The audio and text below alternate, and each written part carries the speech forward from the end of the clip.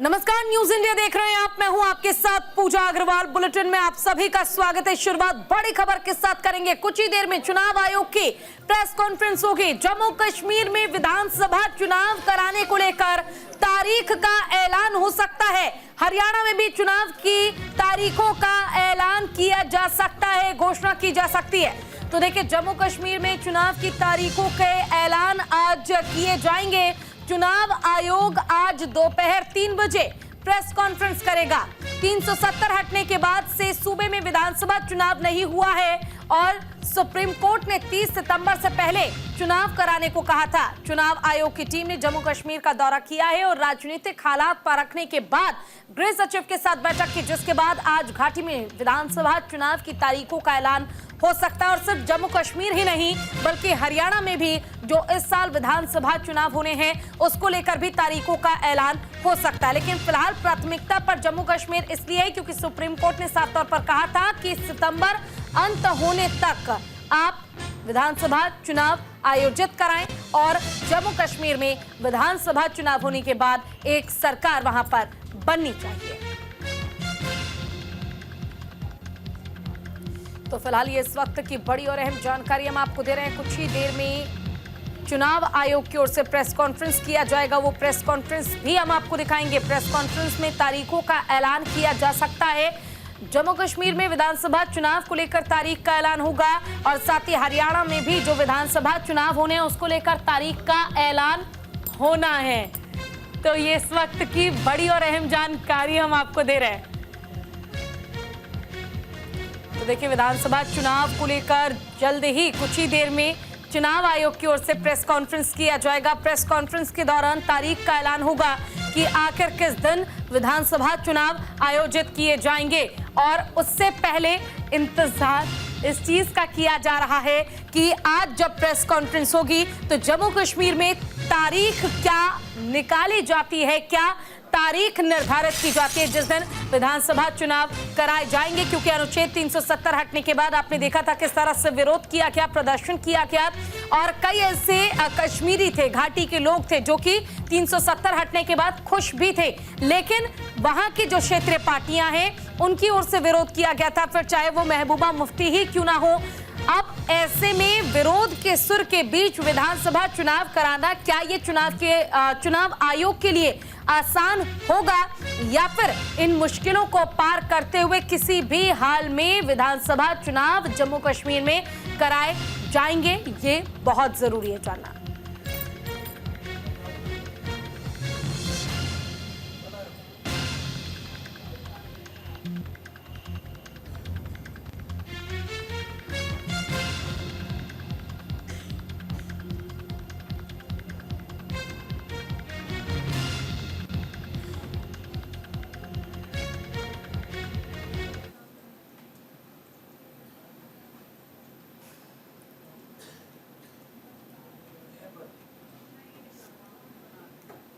Please keep your mobile phones on silent mode.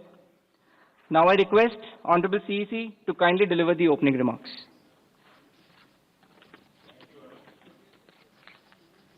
माननीय निर्वाचन आयुक्त Shri Gyanesh Kumar ji on my right, doctor Sukhbir Singh Sandhu ji निर्वाचन आयुक्त ऑन माय लेफ्ट, आयोग के वरिष्ठ अधिकारीगण और मीडिया के सहकर्मियों, आप सभी का इस प्रेस वार्ता में स्वागत है। 2024 के लोकसभा चुनाव के बाद वो जो पड़ाव निकला, अब दूसरे पड़ाव पर आपसे आज मुलाकात हो रही है।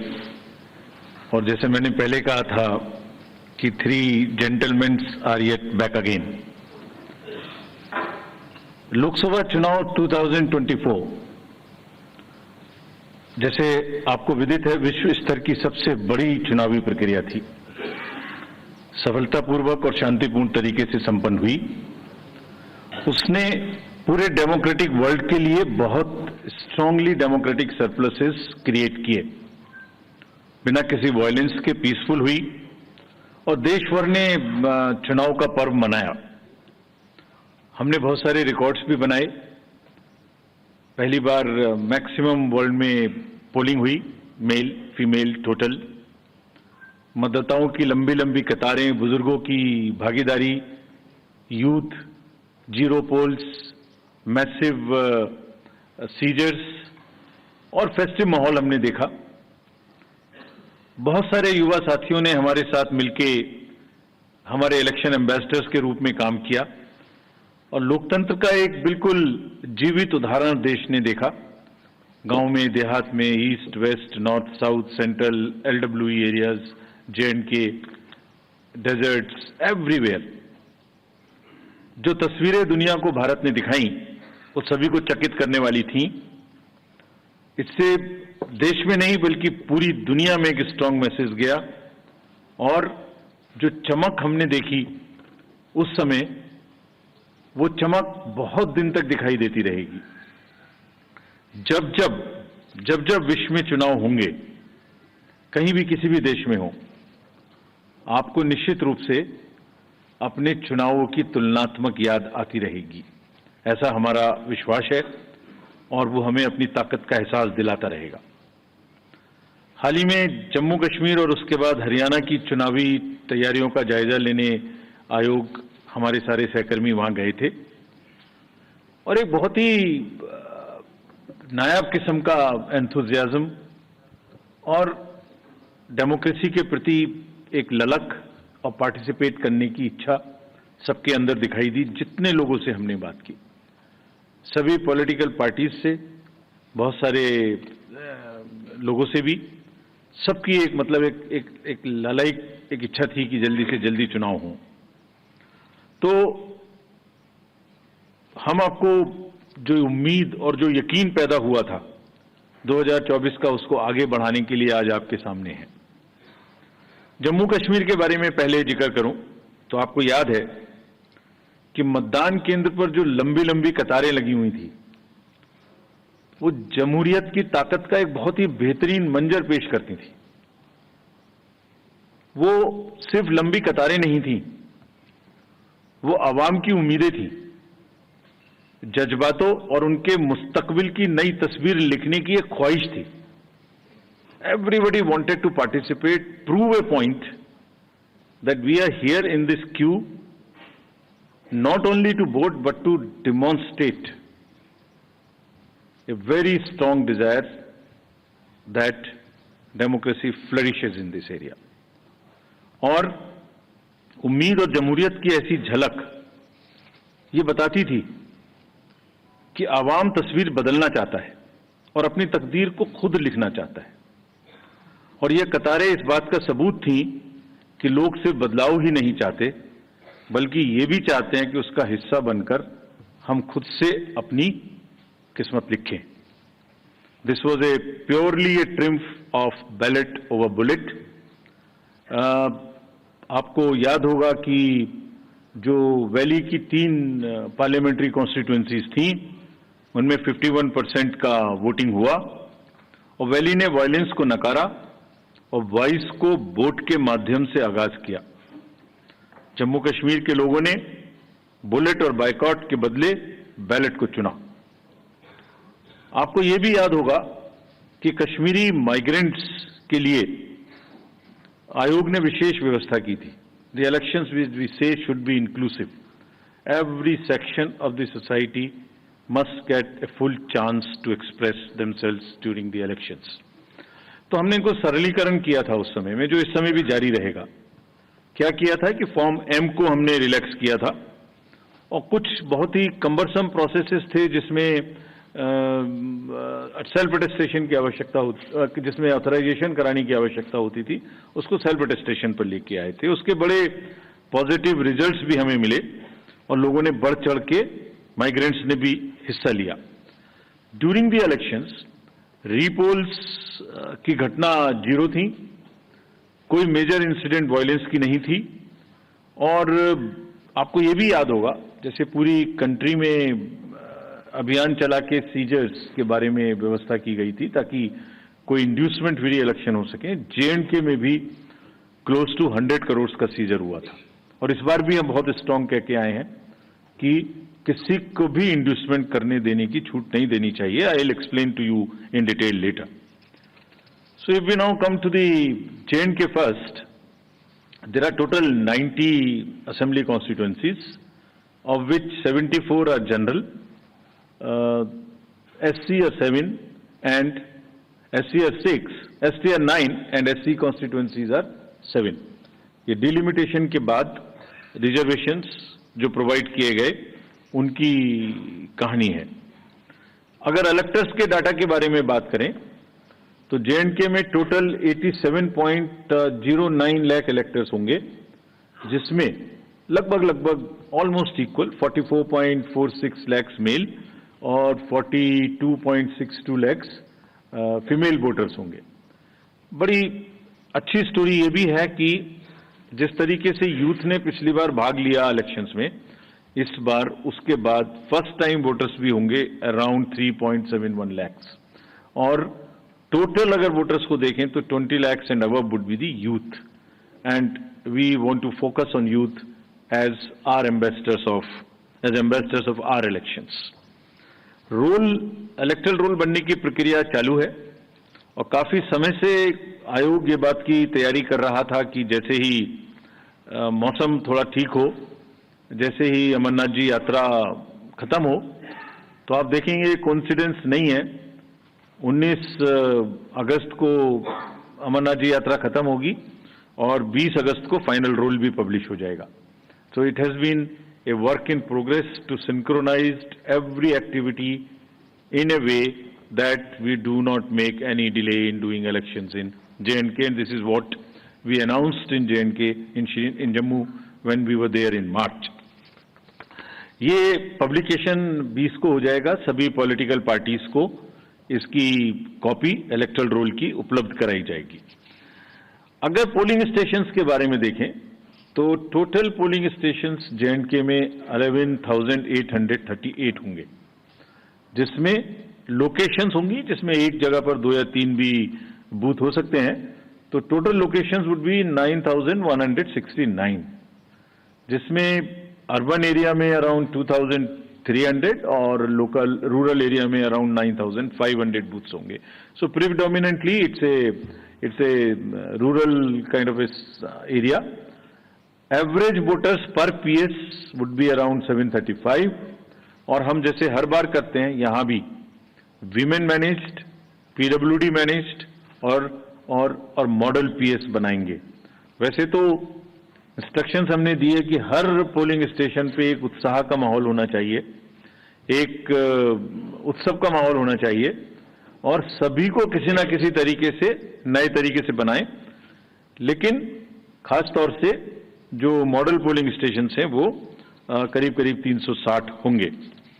आपको एक तस्वीर दिखाते हैं कि कुछ पोलिंग स्टेशंस वहां किस प्रकार के हैं, नायाब हैं। जैसे अगर आप देखें तो कोराबल पोलिंग स्टेशन है, 100% ST population, strategically located at the border, and you will believe the turnout in parliamentary constituency 80%। सो बिल्कुल सरहद पर है और 80% पॉपुलेशन है। ऐसी अगर देखेंगे just a few glimpses, otherwise her polling station अपने आप में एक तस्वीर बयां करता है। जब चुनाव होंगे तो आपको दिखाएंगे। हमने वेबसाइट पे पिछली बार भी किया था, इस बार भी करेंगे कि आपको लाइव फोटोज गैलरी HD में हम आपको लोड करेंगे। वहां पर आप जब चाहें जब उस स्टॉक को देख सकते हैं, यूज कर सकते हैं, एंजॉय कर सकते हैं। इसी तरीके से फ्लोटिंग में भी शिकारे में एक पोलिंग स्टेशन था, और कितने लोगों के वोट लेने जाता है? सिर्फ 3 लोगों के।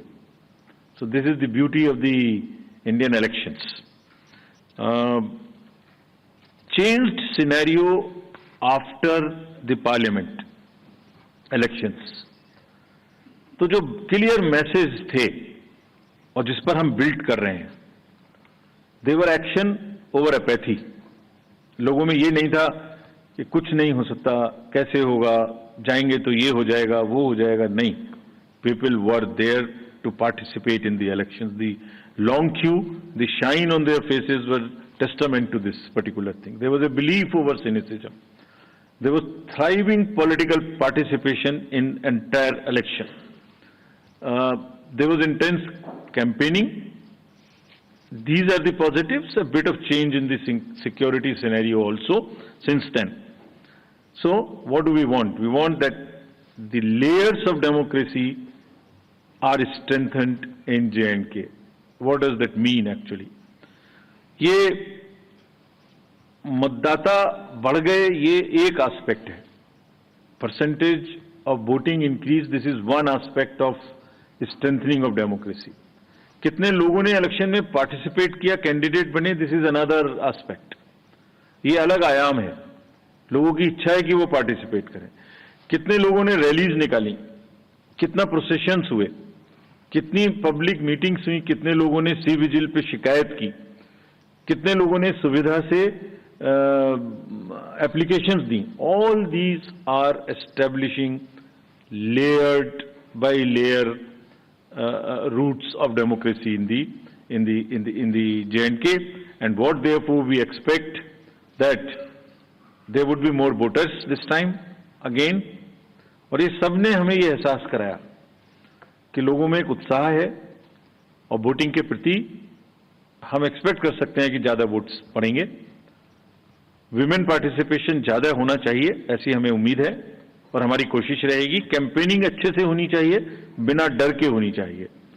Festive environment, more youth participation, more candidates, more use of IT and vibrant polling station. So we establish every dimension of the democratic festival in the state in every layer wherever it is possible. जो बुनियाद वहां बनाई थी 2024 में election के दौरान, voting के दौरान, अब उस फाउंडेशन पर इमारत बनाने की पूरी तैयारी है. And we are very enthused to see this. Actually I wrote a few lines and I want to dedicate to the youth of J&K. सुनाता हूं आपको. ये खास तौर से voters of J&K and particularly youth. लंबी कतारों में छुपी है बदलते सूरत हाल, यानी जमहूरियत की कहानी. रोशन उम्मीदें अब खुद करेंगी गोया अपनी तकदीर बयानी. जमहूरियत के जश्न में आपकी शिरकत, जमहूरियत के जश्न में आपकी शिरकत, दुनिया देखेगी नापाक इरादों के शिकस्त की कहानी. दिस इज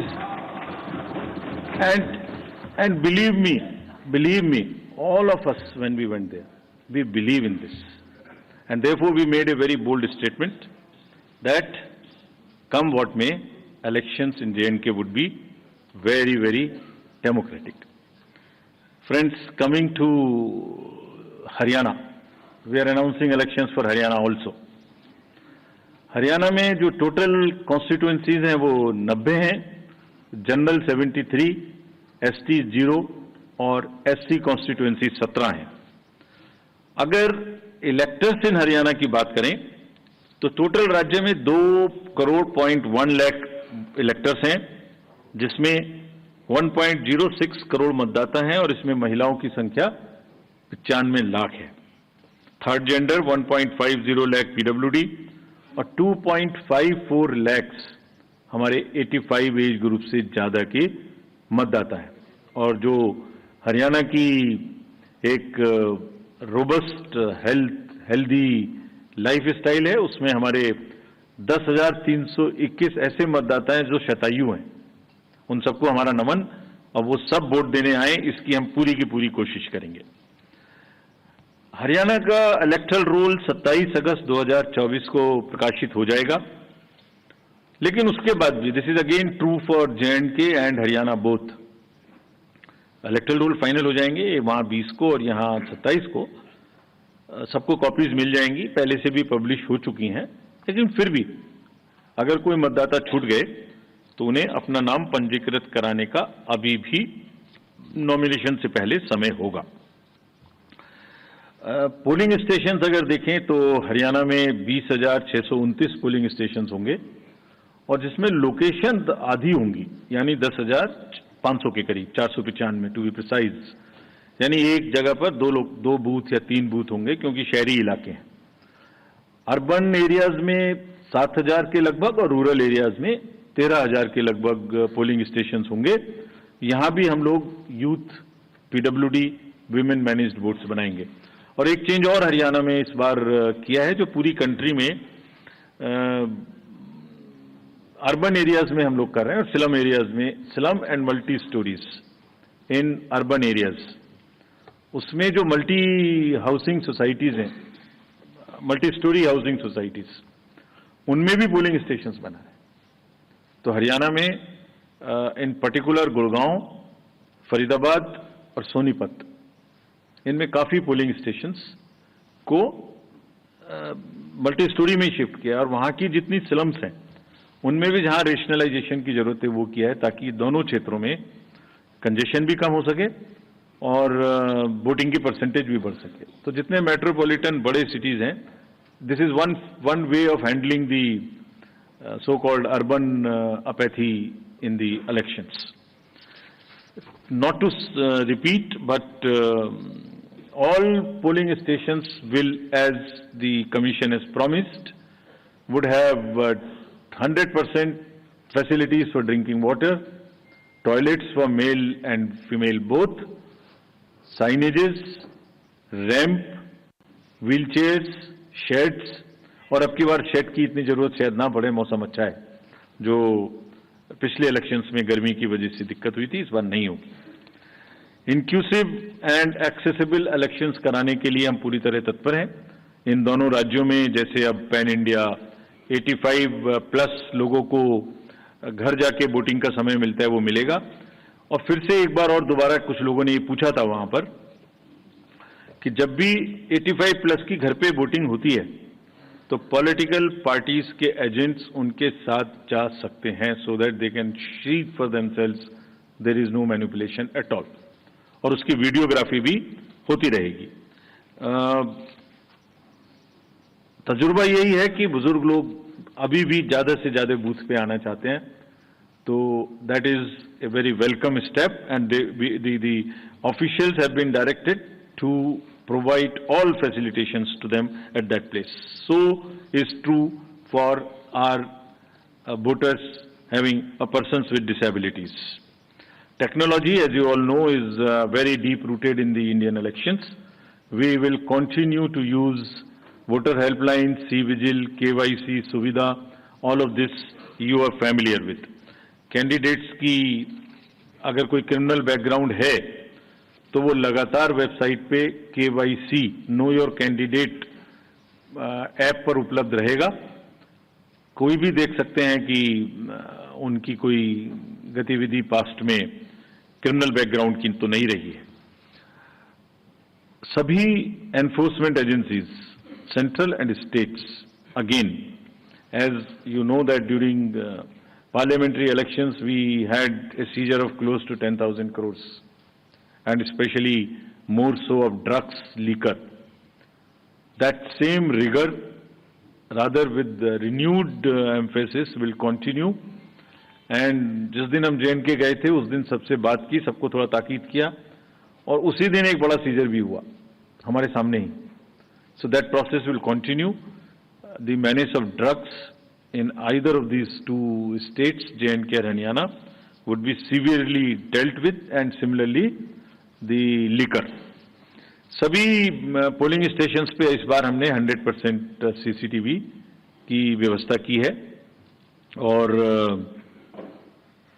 दोनों जगह में डिस्ट्रिक्ट मजिस्ट्रेट्स और फील्ड फंक्शनरीज को दोनों जगह में again very strict instructions have been given that उनको खाली निष्पक्ष रहना है, लेवल प्लेइंग फील्ड इंश्योर करनी है। किसी के भी क्षेत्र से अगर इस प्रकार की शिकायत आती है कि वो कोई पक्षपातपूर्ण रवैया कर रहे हैं, तो commission will be extremely strict with absolutely no nonsense approach in these cases. Observers also, again we will be emphasizing कि वो अपनी रहने की जगह, अपना फोन नंबर न्यूज़पेपर्स में पब्लिसाइज करें, और कम से कम 1-2 घंटा एक दिन जरूर एक निर्धारित जगह पे बैठें, ताकि कोई भी आके उनसे कुछ कह सके।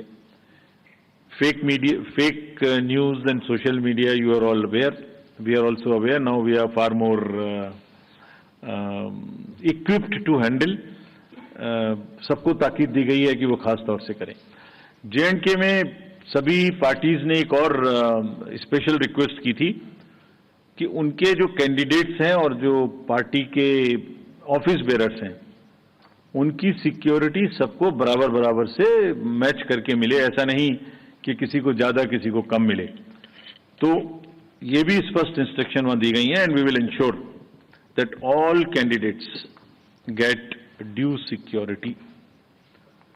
What is intended is that the participation should increase in terms of the contesting candidates, in terms of the campaigning, in terms of participation, in terms of sweep activities, more of shikaras, more of cycles, more of rallies, and we will provide sufficient security to the candidates. To sum up, we are on a very happy note and a very, what should I say, after long gap, the elections are due and going to be held in J&K and in time in Haryana. और एक अच्छी चीज है इस समय में, अगर जम्मू कश्मीर में देखें तो फेस्टिवल का भी सीजन है, एप्पल का भी सीजन है, जैस्मीन का भी सीजन है, सेफ्रॉन का भी सीजन है, शिकारा भी है, ट्यूलिप भी है, और गुरेज फेस्टिवल भी इसी समय में है। तो सभी चीजें एक साथ कायनात ने इकट्ठी की हैं, उसमें जमहूरियत की उत्सव भी एक ही साथ है। और Haryana, as you all know, is a land of athletes. All the athletes and sports persons have done proud to the nation in Olympics, or almost it's a national pride. It's a symbol of national pride. Surajkund का मेला भी है, पिंजौर का heritage festival भी है, और beautiful राग and रागनी भी है हरियाणा में, जिनका डेमोक्रेटिक फेस्टिवल में, लोकतंत्र के चुनाव में जम के यूज होगा, ऐसी हमारी उम्मीद है। We made a promise to you that on 3rd of June, when we said we learned two things. So we made a promise that we will keep the election period short. So in true spirit of keeping that promise, now we present the shorter electioneering period and in the best possible and conducive environment. Elections in J&K will be held in 3 phases. So this is a shorter period.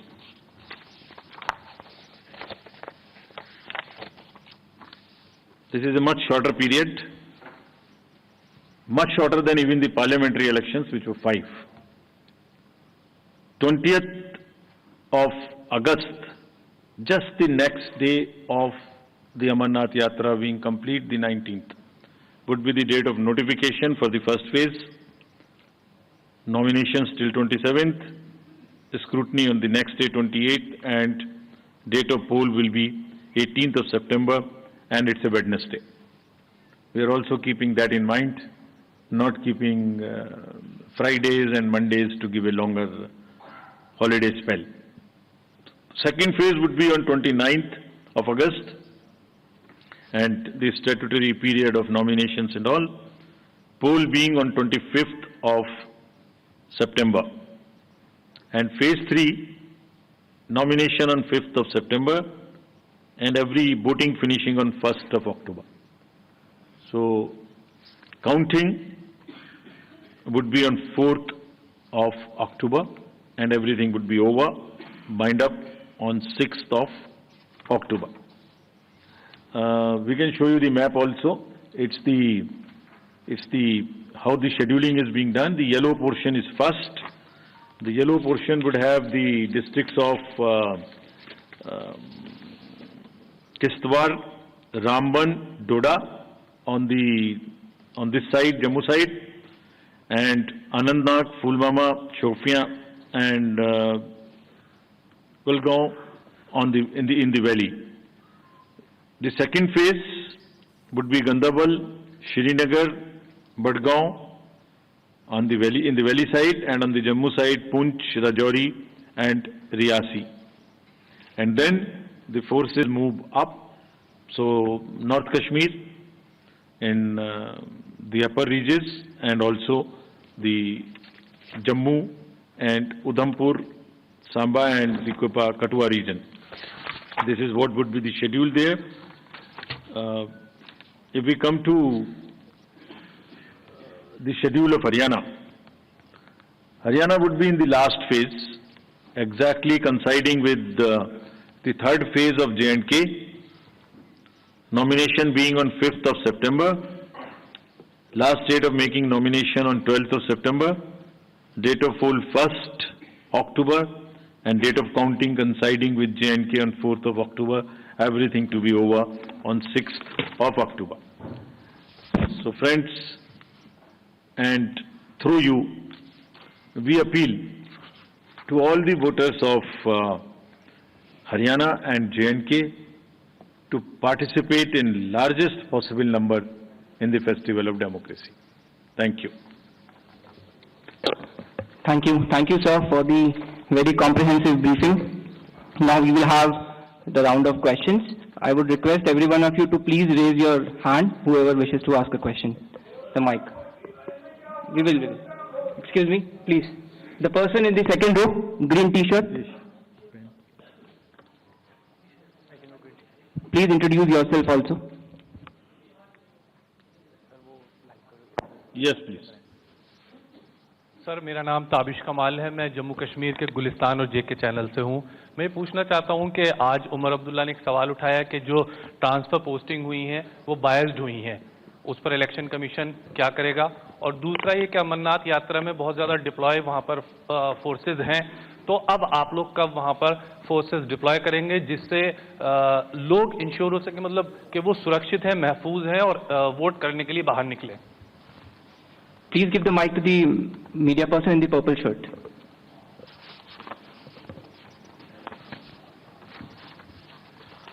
मैं संजय शर्मा हूं आज तक से। मेरा सवाल यह है कि महाराष्ट्र विधानसभा का कार्यकाल भी 25 को ही समाप्त हो रहा है, 26 नवंबर को। तो क्या वजह है कि इसके साथ ही चुनाव नहीं कराया जा रहा है? तो राजनीतिक हलकों में कहा जा रहा है कि ये कोई पॉलिटिकल कुछ ऐसा है, तो निर्वाचन आयोग क्या सोचता है इस बारे में? बहुत आसान है ये कहना और आपका पूछना भी। Please give the mic to the person बहुत ही आसान है पूछना। in the blue shirt. I'll answer. Second last row. Hello sir, Neeraj हूँ न्यूज़ 18 इंडिया से। हमारा सवाल है कि जम्मू क्षेत्र में हाल के वक्त में आतंकी गतिविधियां बढ़ी हैं और आपने कहा भी था अपने चुनाव दौरे के दौरान जम्मू कश्मीर में कि बाहरी शक्ति हो या आंतरिक शक्ति, कोई भी चुनाव को रोक नहीं सकती। इस बार जम्मू कश्मीर में आतंकवादी गतिविधियां जो बढ़ी हैं वो कितनी बड़ी चुनौती है? और दूसरा हमारा एक सवाल है कि पहले भी ऐसे चुनाव कार्यक्रम रहे हैं कि जब एक साथ अवधि खत्म हो रही है, जैसे हरियाणा और महाराष्ट्र की एक साथ खत्म हो रही है, एक आगे पीछे थोड़ा एक ही महीने में, तो आपने बाद में घोषणा किया लेकिन मतगणना एक साथ किया। क्या ऐसी कोई संभावना महाराष्ट्र को लेकर इन दोनों चुनाव के साथ आने वाले वक्त में क्लब होने की है, या महाराष्ट्र और झारखंड के विधानसभा चुनाव अलग होंगे sir? So we'll take more questions, or you would like to respond? एक और. Yeah. Please give the person the last. उधर चले जाइए. So this side we will take some questions. Please try them. Last में black shirt.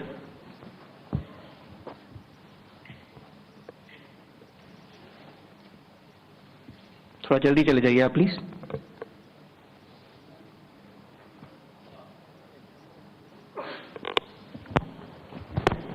Hello sir, मैं गौरव श्रीवास्तव हूँ times network से। सवाल ये सर कि जम्मू कश्मीर को लेकर हालिया मीटिंग हुई थी होम सेक्रेटरी के साथ और जाहिर तौर पर चुनाव आयोग ने बहुत तैयारियां की हैं। खास करके कुछ ऐसे कैंडिडेट्स हैं जिनको बहुत ज्यादा थ्रेट है। आपने कहा कि हम उन्हें पर्याप्त सुरक्षा देंगे।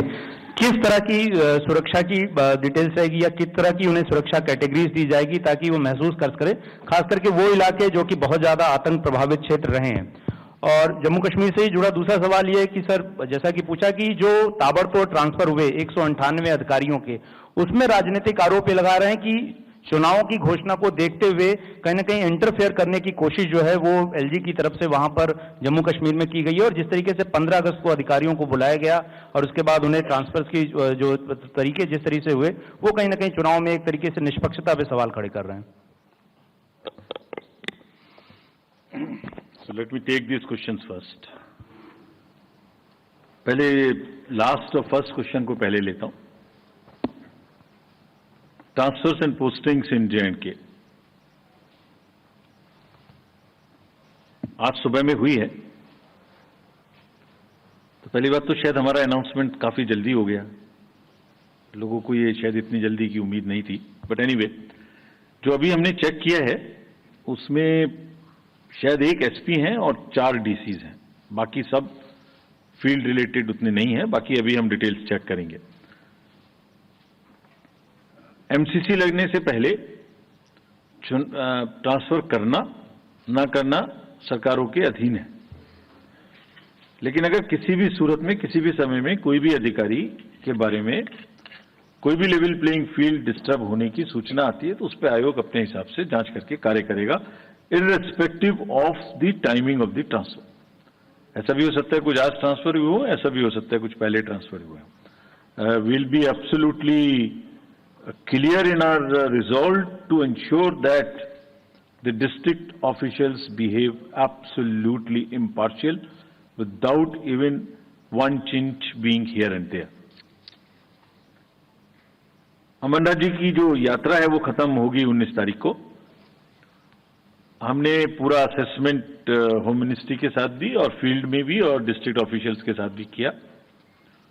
वहां भी पर्याप्त मात्रा में फोर्सेस अमरनाथ जी की यात्रा के लिए उपलब्ध हैं, उपलब्ध रहेंगी और सफिशिएंट मात्रा में बटरेस की जाएंगी, स्ट्रेंथन की जाएंगी, जितनी जरूरत होगी उतनी की जाएंगी। लेकिन जो पूरा माहौल हम वहां देख के आए और जिस सोच के साथ हम आगे बढ़ रहे हैं, जैसे मैंने पहले भी कहा, जैसे मैंने कहा ना, दुनिया देखेगी नापाक इरादों की शिकस्त की कहानी। फोर्स से ज्यादा जरूरी क्या है? फोर्स से ज्यादा जरूरी है वहां की आवाम का विश्वास और उनका अपने लिए अपनी सरकार देने का जज्बा। और जमहूरियत के फेस्टिवल को उसको आगे बढ़ाने की जो ललक हम देख के आए, हमें उम्मीद है कि लोग ही उसका बहुत भरपूर जवाब देंगे। But nonetheless sufficient forces will remain to deal with any eventuality, whatever comes on the way. Security threats to the candidates, to the districts, to other vulnerable positions or areas would be thoroughly under radar of the establishment and will be taken care of. मुद्दा एक ही है, मुद्दा यह है कि जो 2024 के parliamentary election में बुनियाद रखी गई, इमारत उससे भी बुलंद होनी चाहिए, ये ही रिजॉल्व है। महाराष्ट्र का चुनाव और हरियाणा का चुनाव एक साथ देखिए, पहले महाराष्ट्र और 3 नवंबर हरियाणा की डेट है तो 26 नवंबर महाराष्ट्र की डेट है, राइट। उस समय में J&K was not a factor, so one could have gone little later. This time there are 4 elections in this year and 5th election just immediately after this, that is to start with J&K, Haryana, Maharashtra, Jharkhand and Delhi. So depending on the forces, requirement of forces, which is, as I said, which is in a higher tone in J&K, हमने दो चुनाव को एक साथ करने का निर्णय लिया। और फिर ऐसा नहीं कर सकते कि जब J&K अनाउंस करें और J&K चल रहा हो तो उसके बीच में दूसरा अनाउंस करें। और साथ ही साथ और भी बहुत सारे फैक्टर्स हैं। वो फैक्टर्स क्या हैं? अभी महाराष्ट्र में बारिश भी थी, BLOs का वर्क करना बाकी है और बहुत सारे फेस्टिवल्स भी हैं जिसको हमें शेड्यूल करने में देखना है। That is like Ganesh festival, Pitrupaksha, Navratri, Diwali, all that put together, this is what we thought that we can handle as 2 elections at a time So therefore we decided to go this. And in any case, it is within 6 months of the schedule of the term of the assembly which is ending.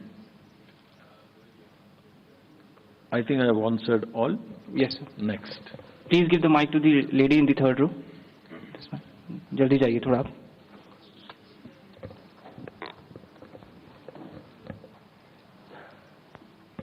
Third row.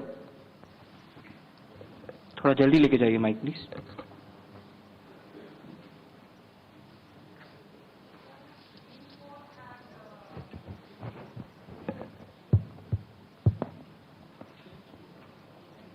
Mic थोड़ा extra रखिए. Sir, the Supreme Court had set a September 30 deadline for conducting the polls in J&K. Is there any particular reason that you are going a day beyond? Okay. Please give the mic to the person in the first row, purple shirt. नमस्कार sir, मैं Pradeep Kumar total news से. मेरे 2 सवाल हैं sir. Jammu Kashmir में काफ़ी लंबे अंतराल के बाद चुनावी मुकाबला हो रहा है, वोटिंग होगी, काफ़ी वक्त लगा है आपको यहाँ तक पहुँचने में, इसकी क्या बड़ी वजह रही? और दूसरा सवाल है सर, हरियाणा में जो चुनावी तारीख का ऐलान हुआ है, हरियाणा को लेकर जो चर्चा हुई थी, जो बैठक हुई थी, राजनीतिक दलों ने भी कई सुझाव दिए थे, लेकिन हरियाणा में जो चुनावी मुकाबला है इसलिए महत्वपूर्ण हो जाता है क्योंकि दिल्ली से भी सटा हुआ है. दूसरा, हरियाणा के मिजाज की अगर बात करें, राज्यसभा चुनावी मुकाबला भी वहाँ पर होना है, तो क्या असर डालेगा ये विधानसभा का मुकाबला अगर इससे जोड़कर देखें? Please give the mic to the person third row. Anuj. Sir Madhurendra, मैं न्यूज नेशन से. मेरा सवाल जम्मू और कश्मीर चुनाव को लेकर है. जिस तरह के हालात पिछले कई महीनों से घाटी में बने हैं, खास तौर पे मैं यहाँ पर सर, जिस तरह के हालात कई महीनों से घाटी में बने हैं और खास तौर पे जम्मू के रीजन में बने हैं जो कि पूरा टेरर प्रोन एरिया हो गया है और वहाँ पर एक तरह से देखा जा रहा है कि लगातार सिक्योरिटी फोर्सेस और आतंकियों के बीच लगातार मुठभेड़ चल रही है. तो ऐसी परिस्थिति में शांतिपूर्ण चुनाव कराना, फ्री एंड फेयर इलेक्शन कराना एक बड़ा चैलेंज इलेक्शन कमीशन के सामने भी है. तो किस तरह के डिप्लॉयमेंट होंगे, उसके लिए किस तरह की तैयारी की गई है, किस तरह से एजेंसियों के बीच कोऑर्डिनेशन है और कैसे आप कैंडिडेट को भी और साथ साथ मतदाता को भी इंश्योर करेंगे कि वे अपने जमहूरियत में मताधिकार का प्रयोग स्पष्ट तौर पर कर पाए, बिना किसी फियर के कर पाए. We will take one more question from there first. और यहाँ वक्त छोड़ से ब्रेक का है, जल्द लौटेंगे ब्रेक के बाद.